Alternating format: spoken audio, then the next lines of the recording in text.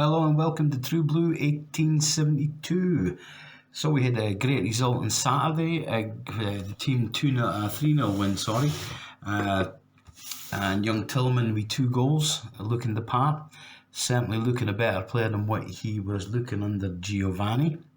Whole team, a bit more life, a bit more pizzazz, a bit more flair, a bit more get up and at them. Okay, the Bayer Leverkusen weren't looking absolutely the greatest, but hey ho, you play what you play against, face up to it, get on with it.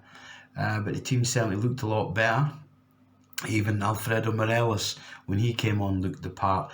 Probably the best I've seen him look in a long time. So Michael Beale's come out as well, saying about Tillman that he's looking at him with the option to keep him there for the rest of after the loan period, which to me is a good sign. Certainly Michael Beale has gotten what he wanted to see on the pitch. He's certainly getting his ideas across in the short time he's been there. So yeah, things are looking up. Certainly the back line didn't do themselves for this justice. They looked good. Tavernier leading the line, doing well, even in his comeback, even with a missed penalty. The tackle, showing his commitment, keeping that clean sheet. Yeah, all in all, impressed. I don't know what you fellow Bears thought, but yeah, it's certainly a marked improvement for what we were seeing under Giovanni van Bronckhorst. Certainly a lot more energy. The midfield looked a lot better, even with the changes at half time when Scotty Arfield, Stephen Davis came on, and young Lowry came on as well later on in the half. He even looked the part, setting up the goals as well for Arfield. So yeah, he certainly looks a player, old Lowry, and I hope he actually gets a good run in the team going forward now and gets over his injury. So we're looking forward to Thursday. Thursday against Hibs. I think if we can see more of the same, we'll definitely give them a run for their money on Thursday night. It'll be interesting to see who his midfield lineup's going to be. The back line obviously speaks for itself because we're limited there anyway. But yeah, the midfield's going to be an interesting one, and I'm liking the fact that he's either going to go with one with Ryan Kent or Tillman playing in behind the striker. So we'll probably see Kolak maybe up front with Ryan Kent or Tillman in behind them. Maybe he'll go the way he was sounding with the 2 up top with Morelos and Cholak. I certainly think that would be a good idea. Certainly give Hibs something to think about. Be interested to see how Porteous handles it as well. The midfield, I would like to see young Lowry included in the starting 11, I think, against Hibs. Even if he's only on first half or whatever, if he is still recovering for the injury, it would be good to see him actually starting. Ryan Jack as well, he looked the part. Stephen Davis, when he came on, he's just a Rolls Royce. He never changes. The things that he does, unbelievable. Some of that passing again, he just doesn't matter. His age doesn't even come into it. The way he can play, yeah, we certainly missed it. And even Arfield when he came on again, full of energy, driving into the box, trying to get onto everything, looking the part. Matondo, he's probably pushed himself maybe for a start, but again, I would like to see young McCann getting a run.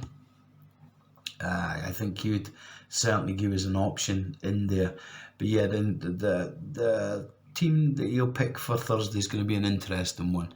I'm looking forward to seeing what that'll be, because if they certainly play with the energy and up and at their face, high pushing on the high line, back to what we were playing under Steven Gerrard, will certainly look in a lot better side.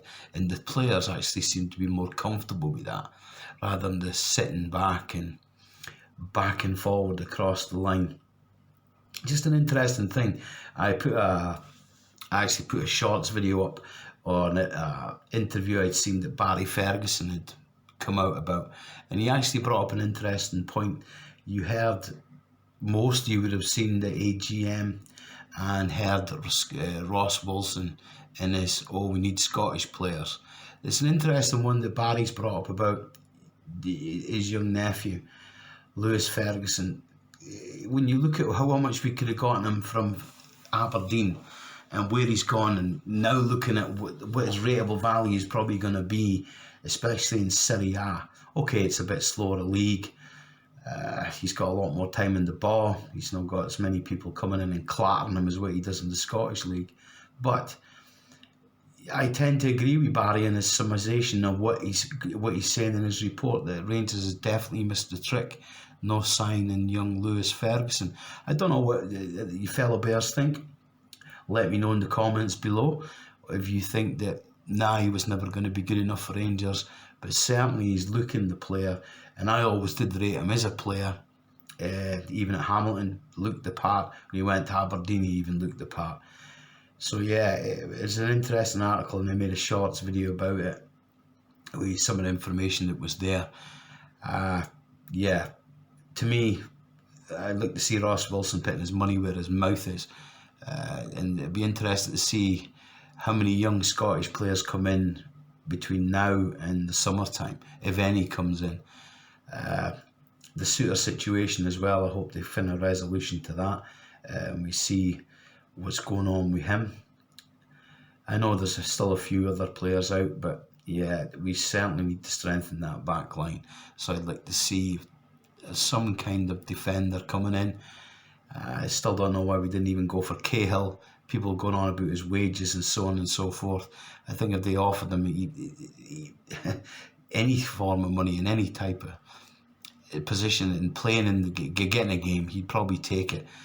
The same as Balogun. I watched his interview on YouTube. You can see that the boy was desperate to stay at Rangers. I don't know what Giovanni Van Bronckhorst was thinking about letting him go, because it doesn't seem to be that it was Ross Wilson. It definitely seems to be a Giovanni issue with Balogun.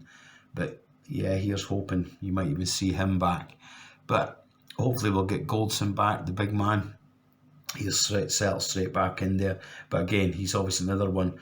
The workload that looks like Michael Beale's going to be putting on the players, he's certainly going to need time to adjust to the workload that's being there, because you can definitely see there's a definite uptake in the closing down, playing the higher line, and just general more entertaining football on the pitch, what we've come to expect our Rangers team, what we weren't seeing for the last 4 months, 5 months. So yeah, that's just my rough take on this one. I'll hopefully get a couple of videos up before or after the Hibs game. Hope it all goes well, Bears, and thanks for watching the video, and please do like, share and subscribe for more to come. And I'll try and get a live video done where I'll be on the video, me here in Pattaya, and if the game is going to be shown here in Pattaya on Thursday night, I'll even try and get to the bar that we usually go to watch the games, just to let you see what the atmosphere is there. But if it's not being shown, I do promise that I will get there the next time they've got a game being shown live. I'll get some video footage of the game, the premises, so any bear that's coming out of Pattaya on holiday, then you'll know you can send me a message, meet you up and take you to where we go and watch the games. Alright, thanks then guys, take care, peace.